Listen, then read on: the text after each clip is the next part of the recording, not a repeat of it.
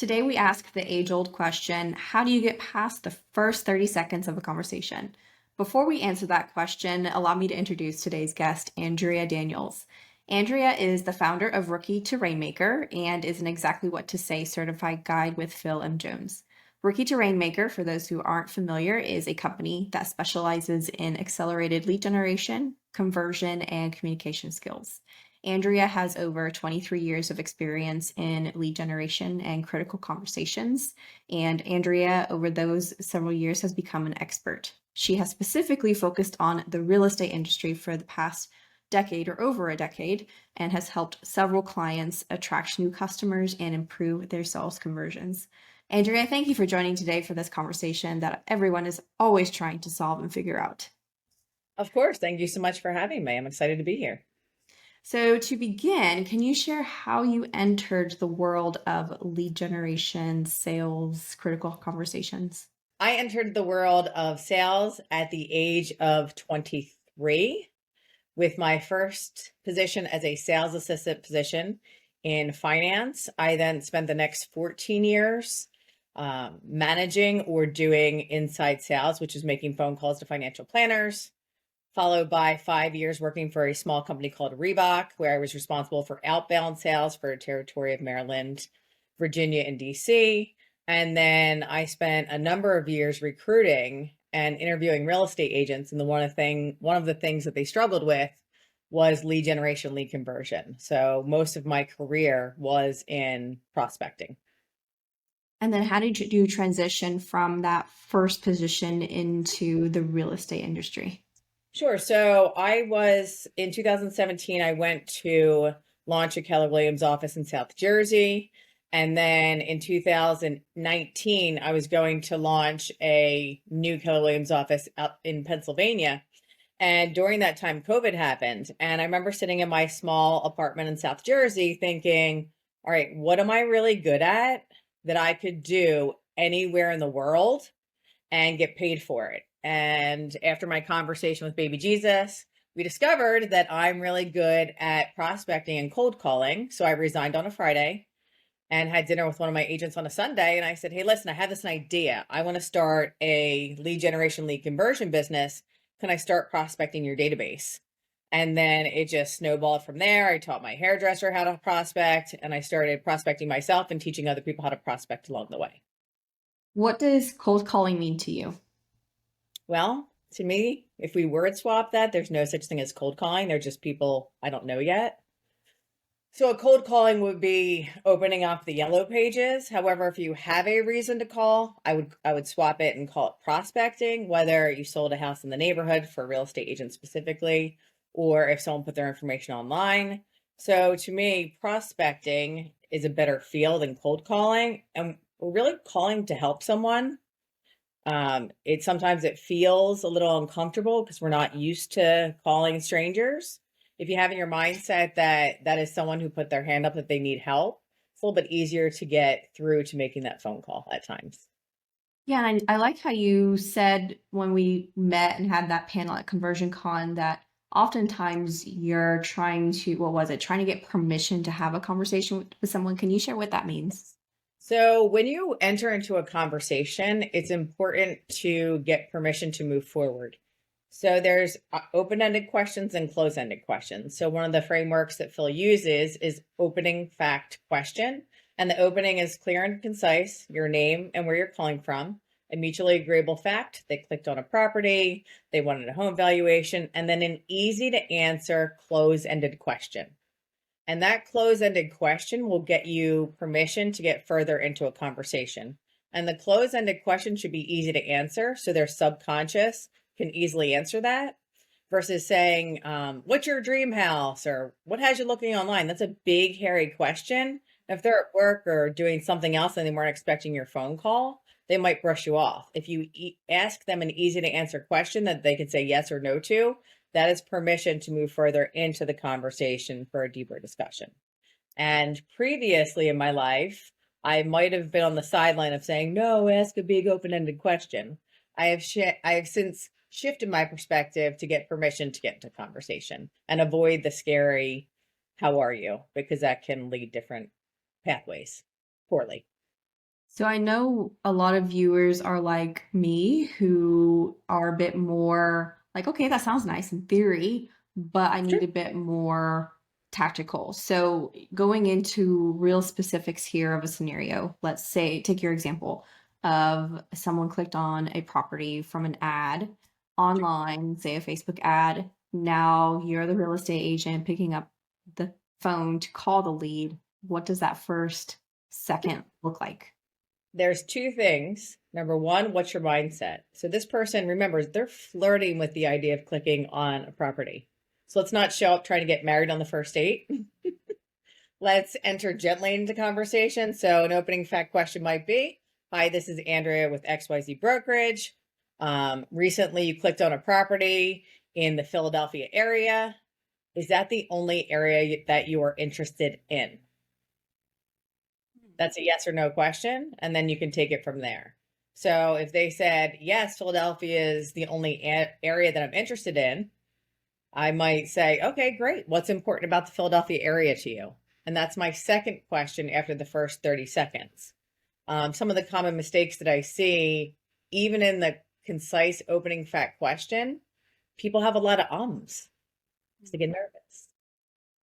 So entering that conversation with confidence and brevity and clarity is extremely important.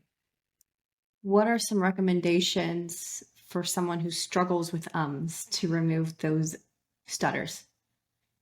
Practice it. Number one, practice it on a daily basis. You wouldn't believe how many people don't role play their most important, profitable conversations. Number two, as painful as it could be, record yourself on your phone. That's a very humbling, painful experience. It does work though. I've been doing a lot of that this last year. What about not necessarily a brand new lead, but someone that's on your follow-up list Okay. and you don't necessarily have, or you can't really think of a reason to call other than they told me, call me back in a couple months, I might be ready. Okay. And you don't want to just say, oh, I'm calling to follow up because you told me you might be ready. Yeah, we're we're gonna strike, follow up, touch base, and loop around and circle back from everyone's vocabulary. It's a great question.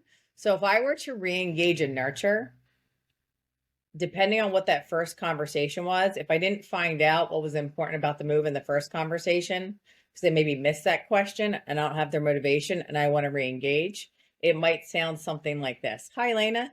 This is Andrea with XYZ Brokerage. We spoke back in January. You said you were thinking about doing something in a few months. Is making a move in 2024 still a priority for you and your family? And then we're going to hear, yes, it is. And then I'm thinking it's November. We only have 2 months to move. Or no, it's not. We put it off because we put it off. And they said, okay, you put it off out of curiosity. What was the reason you put it off? Or they might tell you why they put it off. So in re-engaging old leads is one of my favorite, because typically when a lead comes in, it's usually 6 months to 36 months out. So going back to those old leads and re-engaging, you're going to be picking up low-hanging fruit. You often hear that I'm pretty sure even Phil says this, that the person who's asking the questions is the person who's in control of the conversation. But Yes. you have to be always quick on your feet because you ask the question and then you have to be prepared for what their answer is. How do you always be prepared with another question to ask? It's a great question. In addition to role play, repeating and affirming what they say buys you time and solidifies the information further in your head. A lot of times people are trying to move forward in the conversation and they need to meet them right where they're at. So repeating and affirming buys you time and being super curious. So if someone said, oh no, we held off, we're not thinking about making a move in 2024, I'd be like, okay, you're not thinking about making a move in 2024. Out of curiosity, what changed for you and your family so I can support you at the highest level? So people get nervous at times with thinking about the next question. I want them to stay in that moment and really repeat and affirm what they say and get curious about that statement rather than trying to move the conversation forward. Do you ever integrate, or have you ever heard of, what's it called? I know the acronym is NLP. It's something, Neurolinguistic programming? yeah. Do you ever Neuroscience? integrate that into your teaching? There are some pieces of neurolinguistic programming that I've learned over the years, which it's, I wouldn't say it's similar to some of the things that we do. I would say we probably take pieces of that and apply it. Because a lot of Phil's framework, it is a framework. It's not if you do A, you'll get B. So I do take some piece of neurolinguistic programming. I will say I'm not certified in it, but there are pieces of it that I would say that I've adopted over the past 25 years. And I'm not too familiar with it. What are some of the pieces that you've integrated into, if you can So recall? I think the things that I've taken from neurolinguistic programming is the mirroring and the matching. So I'd have to look that up. I'm pretty sure that's part of. Now, I think neurolinguistic programming also talks about emphasis on words and upswings and downswings. I wouldn't say use upswings and downswings. I would say mirroring and matching is something that I do at a very high level just from the number of hours I've been on the phone. So we might have to look that up. What's the difference between mirroring and matching and repeating? What was it? Repeating and affirming what someone Yep. said. So repeating and affirming is simply repeating and affirming what they said for clarity. So you know that you heard it. People always like to hear their words said back to them. And it buys you time. They feel heard and seen. And you're building a contextual case for any content that you might deliver later in the call. So that is simply repeating what they say. Mirroring and matching means if they're high energy, you're matching their high energy. If they're concise and direct, you're concise and direct.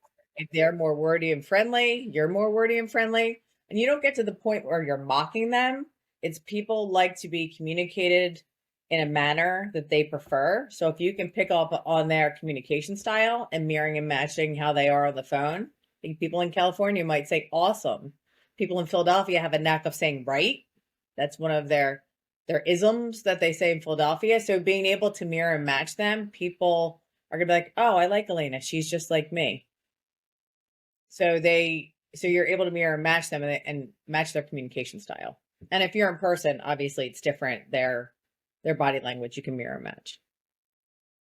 Do you ever notice mirroring and matching goes wrong? There's a couple of scenarios I can think of where I talked to someone and their energy level was really low, and I would match them, and then they would get lower, and I would get lower and quieter and lower and lower. And we were just like kind of whispering it to each other by the end of the call. So in those That scenarios. I've never seen that. I might mirror and if you think about my particular personality style, I'm very high energy, so I might bring it down a notch. But if someone's super monotone or low, I might try and get that person to laugh or say something like, I love how even keel you are, Elena. For someone who's high energy like myself, I really feel at ease talking to you. And then they feel seen and heard.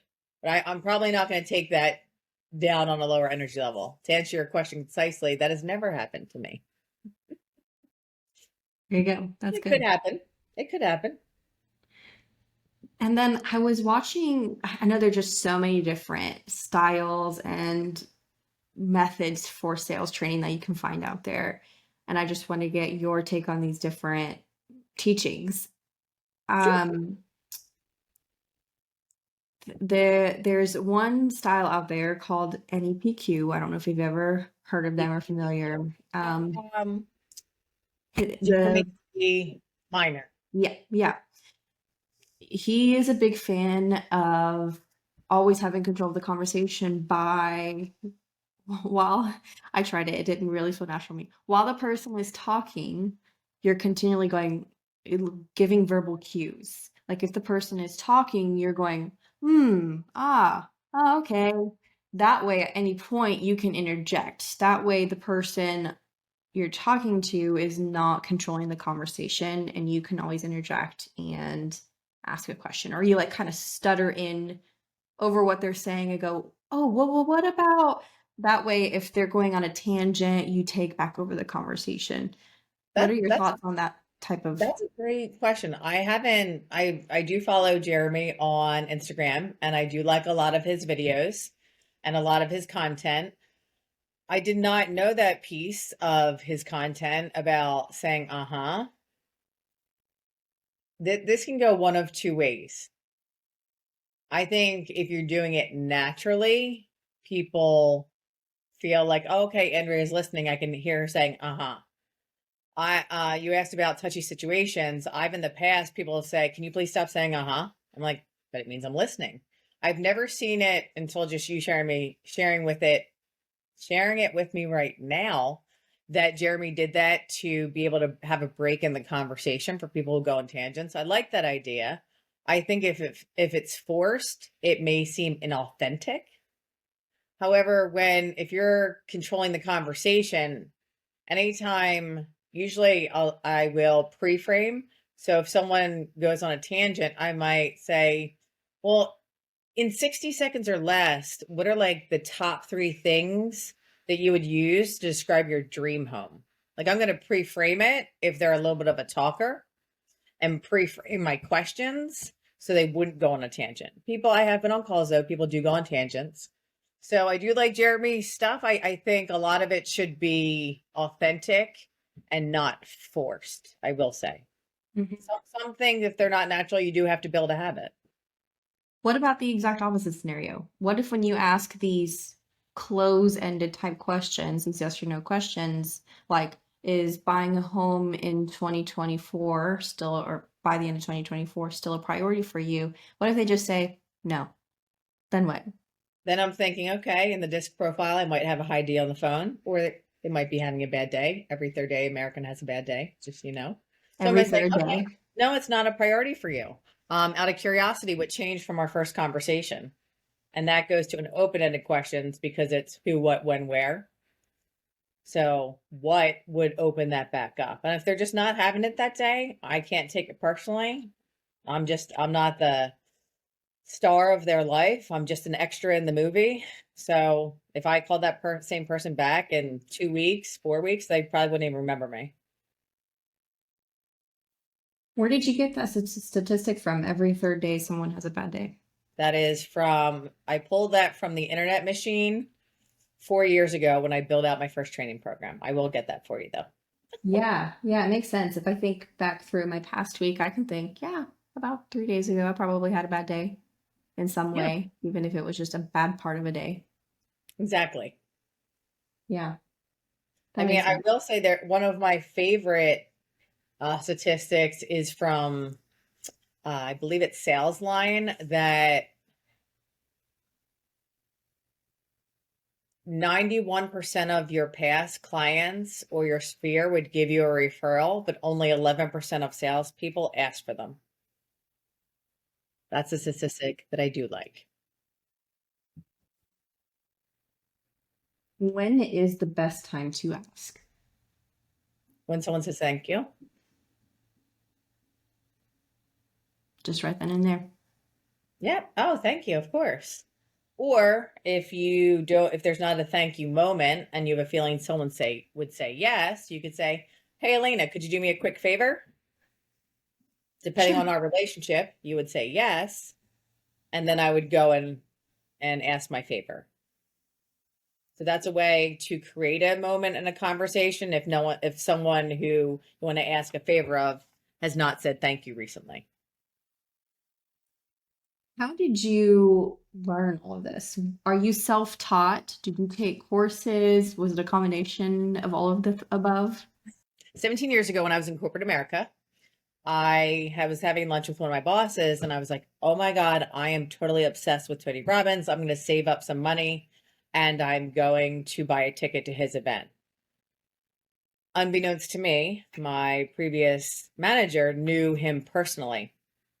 And he said, well, how about I get you a ticket? From there, I went to go on to 3 of Tony Robbins' events. I was on QVC with him, and I started becoming obsessed with his material and started to understand how and why people do the things that they do, because people do things for their reasons. So if people are acting out, it's because they have their own things going on. You can't take it personally. So I started with some Tony Robbins stuff. And from there, that was probably between the age of 30 and 34. Anything I could get my hands on, I read. And when I came across Phil's material, what clicked for me is everything I've learned over the years embedded commands, neurolinguistic programming, pieces of that, repeating and affirming, mirroring and matching. Everything I had studied, it's almost like it made sense, because the way Phil has it written in the book, it takes you through the series of your first interaction all the way through transacting in a relationship. And if you hit a roadblock, how to get back in the conversation and get back into curiosity, get back into relationship, and really build a framework to always have it's almost like he has it in a triangle called the 3 critical ingredients to a conversation, which is curiosity, empathy, and courage. Curiosity, to ask enough questions to become certain about what the other person needs and wants. Empathy, so you can become relatable to them, so they trust you and they open up to you, they feel seen and heard. And then the courage to help them make a decision, take an action in their life. So his material, it almost made it like a smooth process that I was like, oh, this is how everything I've learned goes together in a cycle. So to answer your question, it's self-taught. Yes. From studying Tony Robbins to reading books on my own to being certified through Phil to doing leadership training, it's all self-taught. And I think when you become obsessive about a topic, you're always open to learning it. Going back to having a conversation with someone, how do you deem a conversation successful, and how should a conversation end, or what should be the next step following a conversation? What are like the successful next steps someone or an agent should be taking following a conversation?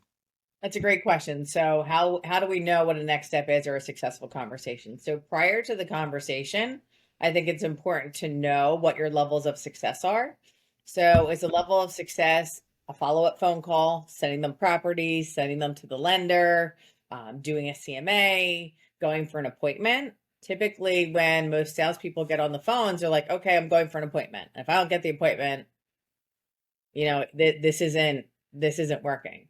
And I think if some teams start to track nurtures and appointments, 80 and 90% of your appointments are going to come from nurtures in your pipeline. Most salespeople are looking for now business. 3% of the business that's coming in is now business. 97% is not now business. So I would have people have different levels of success as they go into that call, already knowing what a next step is. Getting that person to talk to you again, to me, that's success, because that's a future buyer. They're just not ready right now, or seller. So always having a successful call is them agreeing to a next step that makes sense for them based on what they said during the call, and you staying in relationship with them. So let's take an example. If you, an agent, talk to a lead and they say you have a conversation, but they're not ready to buy for another 8 months, what would be like, when I say 8 months, I'm like springtime. So we're in winter, they're not ready for spring until like spring or summertime. That's a long time. So you're obviously not going to ask for an appointment right now. What would be a good next step? If you send properties, they're probably not going to be ready to look at properties. Sure. What would be a good next step? In the pre-qualification call, based on what they said, an appointment could be a next step. Think about a first-time home buyer who does not have any clue, who's might not know what their credit score is, or where their W-2s are, or their tax return, right? So depending on the call, buyer consult, even though it's getting early in the process because they might be overwhelmed, they might want that. However, in this particular case, if an appointment's not the next step, I might say, ask them where they're looking, what's important about the area that they're looking. Then I would say, all right, well, the next step is I'm going to send you over some properties so you can get a good idea of what you're looking for. And then I'm going to give you a call to get your feedback next week. Would Thursday or Friday work? And they'd say Thursday. I'd be like, great. Would morning or afternoon work? And they'd say afternoon. I'd be like, great, 2 or 4. And they're like, 4 when I'm done work. I'd be like, great, I'll give you a call next Thursday at 4 o'clock. We'll narrow down what the things that you might be looking for, and we'll go from there. And depending on how I am in that call and the close, I might say, yeah, you're not ready for an appointment right now. I mean, you're 8 months out. Let's just have fun looking at some properties, narrow down the search, see what you like, what you don't like, kitchens, baths, and make it very like fun and conversational. So if someone was a ways out, I might set up a Next step, to get their feedback on the properties and to loop in any other decision makers. And if you asked your audience here, who here has been ghosted on a call? All of us. We've all had one-hit wonders. And the magic isn't the second step and that next call. The magic is the end of the first call and giving them a recommendation that makes sense for them based on what they said on the call. Because if we set up a next step that we want that's valuable for us, but not for them, that's how we get ghosted. Because we didn't set up a next step that made them be like, yeah, I want to be on that call. Yeah, I think I saw a clip just 2 weeks ago of Phil saying the exact same thing. You didn't get ghosted. You're not the main character here. They're the main character. Yeah, You got ghosted because you're of no value to them. exactly. So how can we show up and become valuable in the world, ask them questions about what's important to them about the process, and make our recommendation based on that? I wish I knew Phil's work a long time ago. I would have saved myself Yeah, a lot of hours. yeah. Last question for you. When you're in the grind as an agent or an ISA and you're making calls and you're just, even with applying all of these techniques, you're still going to get a lot of rejections. How do you brush them off and not let them affect you? That's a great question. How do I not let rejection affect me? I'm sure you know Chris Smith, who wrote a book called The Conversion Code. Mm-hmm. And one of the statistics that he shares is, if you call 100 people, maybe 2 are interested. So if you have the mindset going in that they're just saying not now, they're not saying no to you, I think that helps you look at it differently. Something that I used to do back in 2020 between tough calls when I was cutting my teeth on seeing some things that worked and experimenting new things. I'd pause the dialer in between my calls, maybe say a few explicitives to myself, by myself in my house. And then share maybe with another inside sales agent, because we're in a group chat at the time, and then get back on the phone. So I think once it becomes a habit and you're numb to it, you just keep going. I used to think to myself, if I can get somebody on the phone and keep them on the phone for the first 2 to 3 minutes, can I get that person, can I get their, I would say, can I get their wall that's up? Can I get that to come down? Can I get them to laugh? I used to have a tagline that says, my goal is to be the best call of your day. So, I mean, if you can make someone laugh and smile, that's a good way to do it. But I would say it's repetition. You just kind of have to get numb to it and just realize it's not you. They're getting probably lots of phone calls, solicitations, people asking to extend their car warranty, people from other areas of the world calling. And how can you just be different?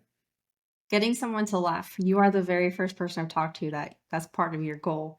How do you get someone to laugh on a conversation? Sometimes say if someone picks up, because my hearing is so intentional after 25 years of phone calls. If I hear someone's driving, I would say, all right, Elena, are you driving hands-free and safe? Right? Just something. Or if you hear a beep in the background, it's like, oh, hopefully they weren't beeping at you. Or if you hear kids in the background, I mean, something that you can pick up. Or say, for example, their area code is, say, in New York, and maybe they're living in Tennessee now. I might say something, oh, you're originally from New York? How you like in Tennessee? It's a little slower down there, isn't it? Right? It's like people want to be seen and heard and know that you're paying attention. So I would say usually things I'm listening to in the background or things that I can pick up just by looking at their file while the phone's ringing. That's really clever. Yeah. To me, it was like a challenge every 30 seconds. I'm sorry, go ahead. No, I was about to ask another question. So Sure. yeah. Well, yeah, I appreciate your time, Andrea. If someone wanted to pick your brain and work with you, what does that look like? What do you help with? What do you do? How do you help agents? So we work with 3 groups of people. We work with individual agents, we work with teams, and we do workshops. And what we work on specifically is the language of sales, which is lead conversion and persuasion. So we have training and we also have coaching.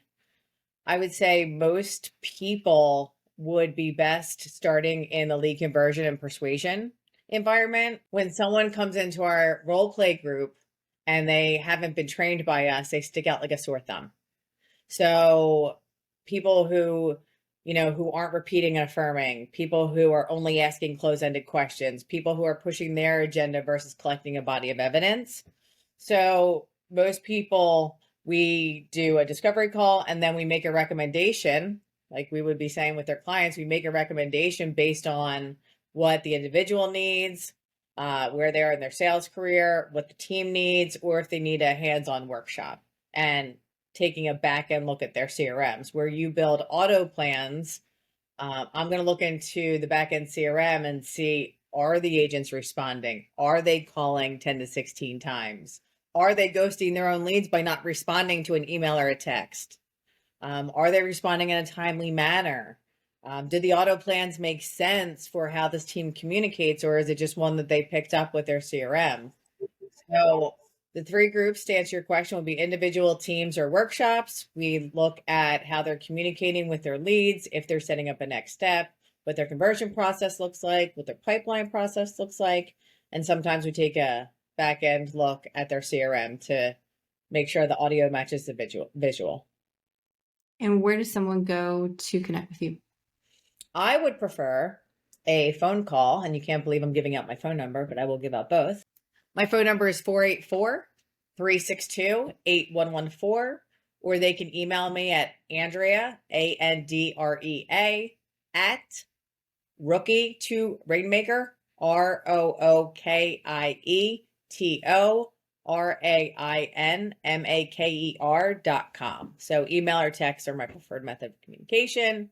The next step is we grab a quick 15 minutes. If I'm able to help them, that's great. If I'm not the person to help them, I usually have a ton of referral sources of someone else who might be able to help them with what they're looking for. I'm very intentional that if I'm not the right fit, I do not sign up for the business. I'm very intentional with that. And is it actually you that texts and emails them Yes, back? it's me. Yep. Wow. It is me. It's more important to have a company built on quality than a company built on working with everyone. When I was a recruiter, you have to recruit a lot of people to build a brokerage. And I decided when I went to work by myself that I wanted to just be able to pick my clients. I don't need a ton of clients to do the work that I like to do. I just need the right ones. Yeah. So yes, Very I good. answer my own cell phone and emails. I love it. Well, thank you, Andrea, again for your time. This was super insightful. I know a lot of people will find value out of this. And I know time is very precious. So I appreciate you sharing